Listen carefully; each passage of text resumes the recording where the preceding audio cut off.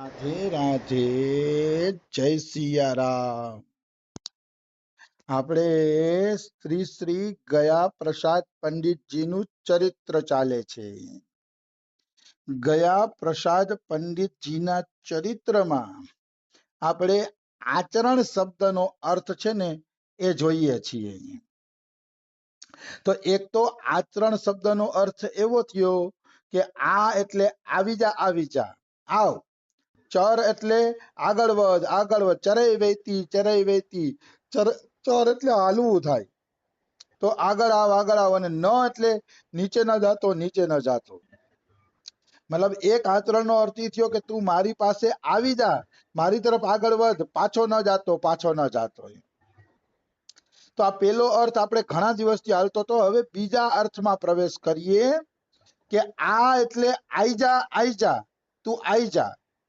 આ એટલે આવી જા, તું આવી જા. આ અને છેલ્લે જે ચરણ, ચરણ એટલે મારા ચરણની શરણમાં આવી જા. આ છે આચરણનો બીજો અર્થ કે હે જીવ, તું મારા ચરણની શરણમાં આવી જા. આ એટલે આવી જા, ચરણ એટલે મારા ચરણની શરણમાં આવી જાય. तो आचरण का अर्थ, दूसरा अर्थ, प्रभु तोकू पुकारी पुकारी के बुलाई रहे हैं कि तू या झूठे संसार को छोड़ के मेरे ही चरणन में आई जा. मतलब आ बीजो अर्थ छे. भगवान पोकारी पोकारीने कहे કે હે જીવ, આ સંસારમાં સુખ નથી, આ સંસારમાં ક્યાંય શાંતિ નથી, તું મારા ચરણની શરણમાં આવી જા, એના સિવાય બીજે ક્યાંય શાંતિ નથી. તું ગમે એમ કરીને મારા ચરણની શરણમાં આવી જા. શાંતિનો એક જ માર્ગ છે, બીજો કોઈ શાંતિનો માર્ગ નથી. બિલકુલ. એટલે આચરણનો અર્થ એવું છે કે આપણું આચરણ એવું બને કે આપણે ભગવાનની ચરણની શરણમાં પહોંચી જઈએ.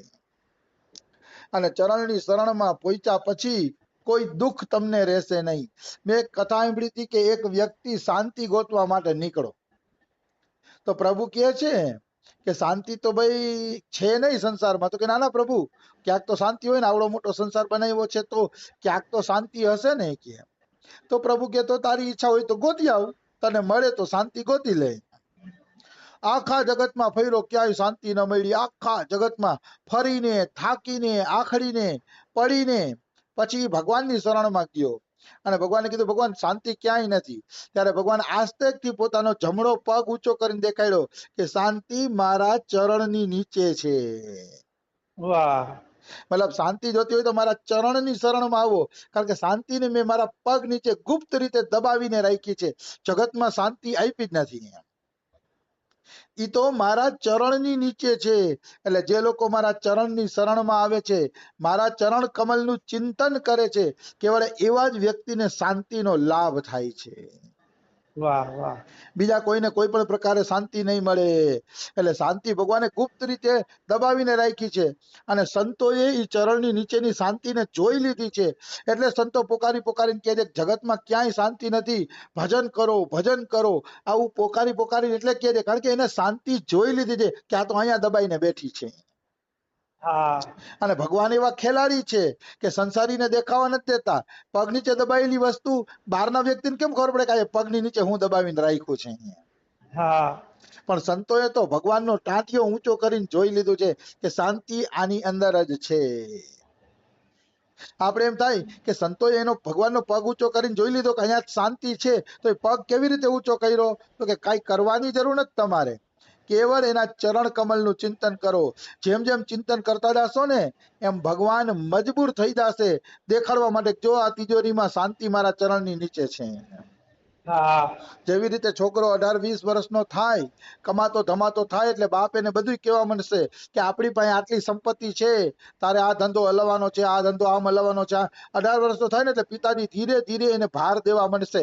એમ સાધક જ્યારે સાધન કરીને પરિપક્વ બનશે, સાધક જ્યારે સાધન કરીને આગળ વધી જશે, એટલે ભગવાને પગ ઊંચો કરીને દેખાડશે કે બેટા તું લાયક થઈ ગયો, જોઈ લે, શાંતિ મારા ચરણની નીચે જ છે,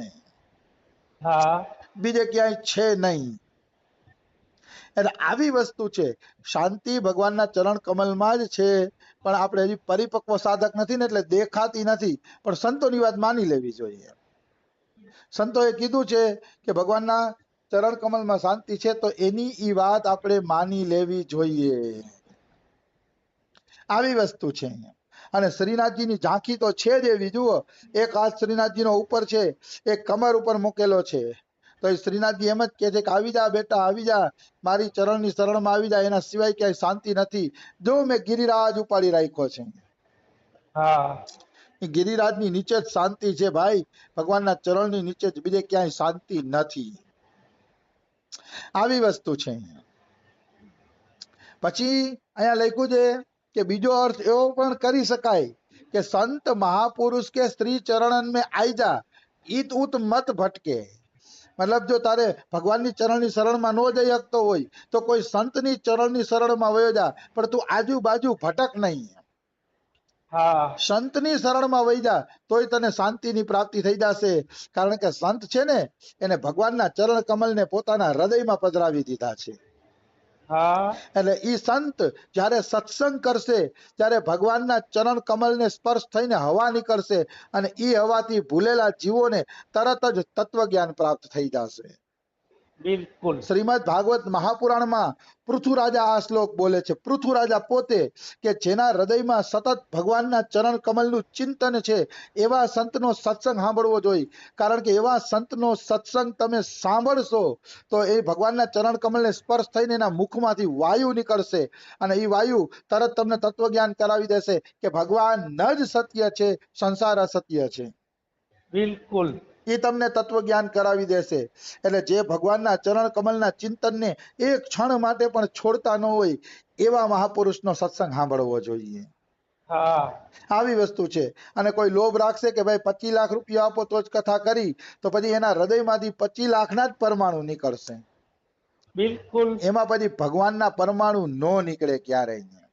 હા આવી વસ્તુ છે. એમ તો આ મહાપુરુષો પાસે ભાગવતમાંથી શીખા છીએ અમે કે ભાઈ ભગવાનના ચરણ કમલની હવા નીકળે ને એવા સંતનો સત્સંગ સાંભળવાથી બહુ ફેર પડે છે. અમે આખા દીના થાકેલા હોય તો અમારા બાબાની ત્યાં જઈને તો નીંદરે ઉડી જાય છે. હા બસ અચાનક જ ત્યાં એટલો બધો આનંદ આવતો હોય ને કે નીંદર પણ ઉડી જાય છે. આવી વસ્તુ છે. એટલે મનુષ્યએ હંમેશા ભગવાનના ચરણ કમલનો આધાર લેવો જોઈએ. કારણ કે શાંતિ ભગવાનના ચરણ કમલની અંદર છે. ભટકવામાં શાંતિ નથી. ઘણા વાં જાય ભટકો નહીં, તમને ક્યાંય શાંતિ નહીં મળે. સંતોના સત્સંગમાં શાંતિ છે, એના ચરણ કમલમાં શાંતિ છે. હવે આપણે આચરણનો ત્રીજો અર્થ લઈએ. 5 અર્થ આપ્યા છે, એમાં આપણે ત્રીજો અર્થ પહોંચ્યા છીએ. હા ત્રીજો અર્થ એવો છે આચરણનો કે આચરણના 3 શબ્દ લીધા. આચર એટલે ગોદ અથવા આંગણું થાય. આમાં એમ લખ્યું ગયા પ્રસાદ પંડિતજીએ. હા આચર એટલે ગોદ, માનો ખોડો, અને આંગન, 2 અર્થ છે. અને ન એટલે મત છોડે. આચર માને ગોદ, અને આચરણ નો અર્થ છે મત છોડે.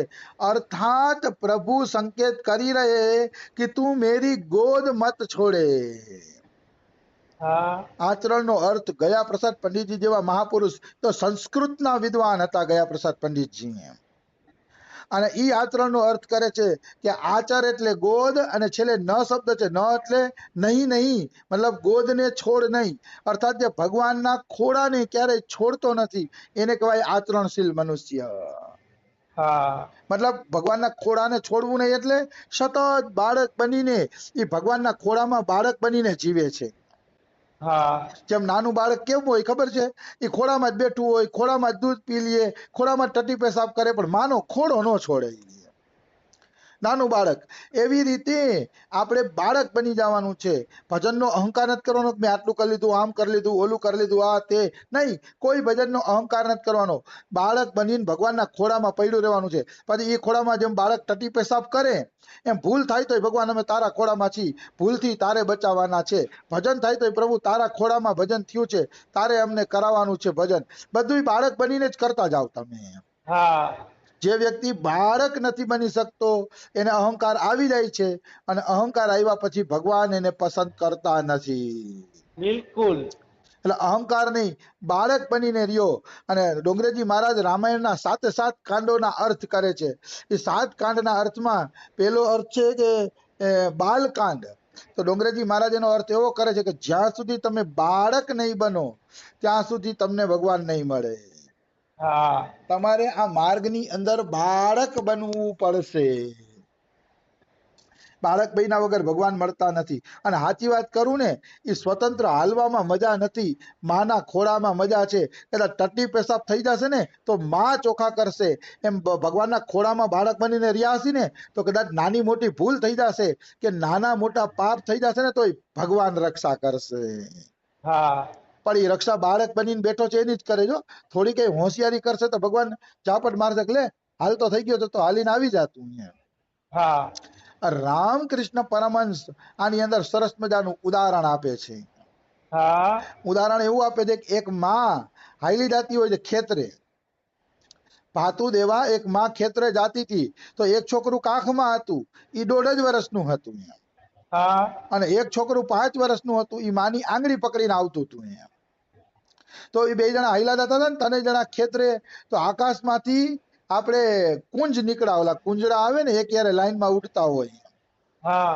એક યારે લાઈનમાં ઉડતા હોય, એ કુંજડા નીકળ્યા ને તો જે ગોદમાં બાળક હતું ને કે છે માં જુઓ કુંજડા નીકળ્યા. અને ઓલું આંગળી પકડેલું હતું ને એનું ધ્યાન આકાશ તરફ ગયું.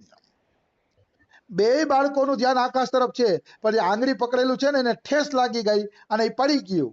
અને માના ખોળામાં હતું એ કુંજડા જોતું હતું તો એ સુરક્ષિત રહ્યું. હા. શું કામ? તો કે માના ખોળામાં હતું. આ ઉદાહરણ દ્વારા રામકૃષ્ણ પરમહંસ એમ કહે છે કે જે બાળક હાલે છે ને એ બધા જ્ઞાની છે, જે પોતાના બળે હાલે છે, પોતાના ભજનના બળે હાલે છે, એ બધા છે ને ક્યારેક છે ને પડી જશે. સમજાણું? હા. એ ક્યારેક પડી જશે જે પોતાના બળ ઉપર હાલે છે. પણ જે માના ખોળામાં હશે, જે માના ખોળામાં રહે છે એને પડવાની કોઈ શક્યતા નથી. હા. કારણ કે એ માના ખોળામાં છે, માં એનું ધ્યાન રાખશે. જો કુંજડા તો 2 જુએ છે, પણ એક કુંજડા જોતા જોતા પડી જશે અને એક કુંજડા જોતા જોતા સુરક્ષિત રહેશે. આનો અર્થ એવો થયો કે સંસારી માણસ અને અભિમાની ભક્ત પણ જ્ઞાની પણ ખાય છે, પીવે છે, હરે છે, ફરે છે, બધુંય કરે છે. બરોબર? હા. અને ભક્ત ખાસે પીસે હરે છે તો ભક્ત બંધનમાં નહીં આવે, જ્ઞાની ને અભિમાની બંધનમાં આવી જશે. કારણ કે પોતાની રીતે હાલે છે. અને રસગુલ્લું ઓલોય ખાશે, રસગુલ્લું ભક્તય ખાશે, પણ ભક્ત માના ગોદમાં રહીને રસગુલ્લું ખાય છે કે પ્રભુ તારી પ્રસાદી છે એટલે ખાઉં છું, બાકી મને કોઈ લોભ નથી. હા. તારી પ્રસાદી છે એટલે જમું છું, મને કોઈ લોભ નથી. તો એ બંધનમાં આવશે નહીં. રસગુલ્લું 2 ખાય છે તો બાળક બનીને ભગવાનને કહી દેશે ને એ બંધનમાં નહીં આવે. હા. એટલે ભગવાનનો ખોળો છૂટવો ન જોઈએ, કારણ કે ભગવાનની ગોદમાં જ મજા છે, એમાં જ સાચી ભક્તિની રક્ષા છે. નહીતર તમારી ભક્તિની રક્ષા નહીં થઈ શકે. બહુ કઠિન છે ભક્તિની રક્ષા કરવી. બિલકુલ. અને અત્યારે તો ઘોર કળિયુગ છે, ચારે તરફ માયાનું એવું ઝાડું ફેલાયેલું છે કે ભગવાન જો ખોળામાં બેડીને પાર કરે તો નીકળી શકે છે. પોતાના બળે કોઈ કળિયુગમાં નીકળી શકે એવું કદાપી સંભવ નથી. હા. હાલાકી ચારેય યુગમાં પોતાના બળે આજ સુધી કોઈને ભગવાન નથી મળ્યા, પણ કળિયુગમાં તો વિશેષ રૂપે ભગવાનની શરણાગતિનો જ આધાર લેવો પડે છે. હા. કારણ કે કળિયુગનું છે ને, કળિયુગમાં માયાનું ઝાડું એવડું મોટું હોય છે, એટલે ઈ ભગવાનનો આધાર લીધા વગર કદાપી સંભવ નથી પાર કરી શકે. એટલે ભગવાનની ગોદમાં પૈડું રહેવામાં મજા છે. આવી વસ્તુ છે. અને ગોદ એટલે શરણાગતિ હો. ભગવાનની ગોદ